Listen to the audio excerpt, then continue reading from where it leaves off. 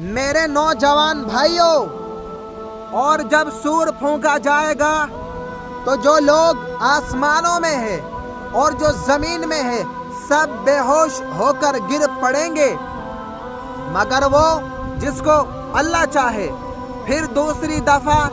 سور پھونکا جائے گا تو فوراً سب کھڑے ہو کر دیکھنے لگیں گے اور زمین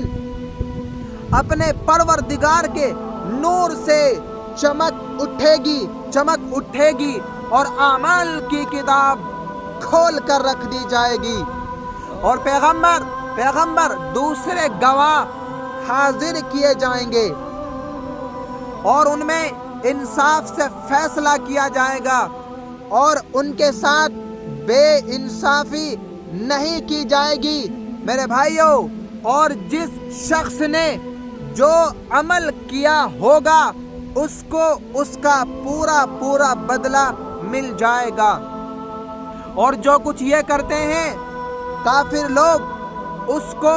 سب کی خبر ہے، اور کافر لوگ گروہ کر کے جہنم کی طرف ہانکے جائیں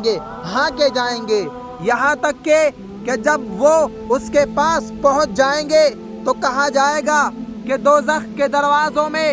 داخل ہو جاؤ، ہمیشہ اس میں رہو گے۔ 100% تکبر کرنے والوں کا برا ٹھکانہ ہے۔ میرے بھائیوں،